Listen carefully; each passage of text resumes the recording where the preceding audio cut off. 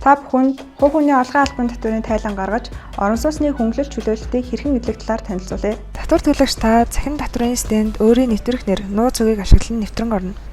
Тайлан цэсний тайлан тушаах хэсгийг сонгон хувь хүний орлогын албан татврын тайлангийн маягтыг нээн. Нэвтрэн орсны дараа хадгалах үйлдэлийг хийх бөгөөд үүний дараа мэдээ зэс рүү орж татвар ногдох орлогын мэдээ буюу 1-р хавцралтыг бөглөнө. Энэхүү хавцралт нь мэдээ татах боломжтой байх бөгөөд мэдээг татснаар таны цалин хөдөлмөрийн хүсний мэдээг нийгмийн даатгалын системээс эсвэл танд орлого олгосон байгууллагын 4-р улирлын тайлангаас татна. Үйл ажиллагааны орлогыг цахим төлбөрийн баримтаас, хүүгийн орлогыг банкны 4-р улирлын тайлангаас татна.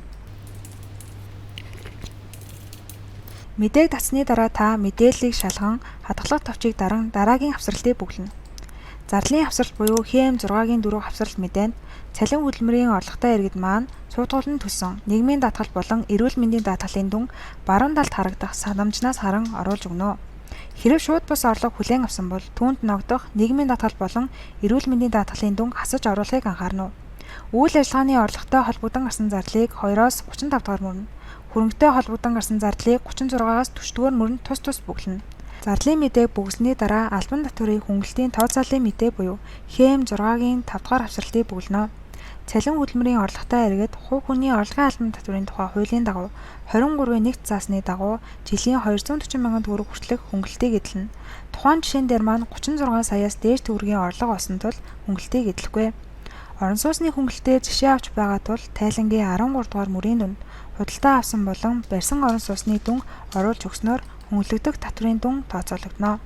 Үүний дараа 30 дугаар мөрийн дүнг шалгах бөгөөд хэрэв 30 дугаар мөрийн дүн тооцоологдсон бол үндсэн тайлангаа хадгална. Ингэснээр бүрдүүлэх материал зэсэнд хөнгөлөлт чөлөөлтийн төрөл нэмэх товч итгэвчин гарч ирнэ. Тухайн товчон дээр дарж орон сууцны хөнгөлөлт буюу бидний жишээн дээр анхныг сонгож байгаа учраас анхан сонгоно. Татвар төлөгч та орон сууц худалдан авсан, хувьдаа орон сууц барьсан, шинээр барьсан орон сууц худалдан авсан, ашиглалтанд байсан орон сууц худалдан авсан бол тухайн сонгуульдуудаас сонгож өгнө. Иргэний үнэлэх болон нийгмийн даатгалын мэдээлэл төрийн мэдээллийн хур системээс татагдана. Үл хөдлөх хөрөнгийн мэдээлэл дээр үүдээ дугаарыг оруулж өгнө.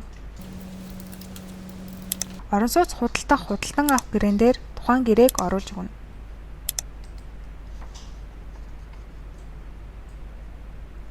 Орон сууц худалдан авсан төлбөрийн баримтын дүн дараагийн хавцралт дээр оруулж өгнө.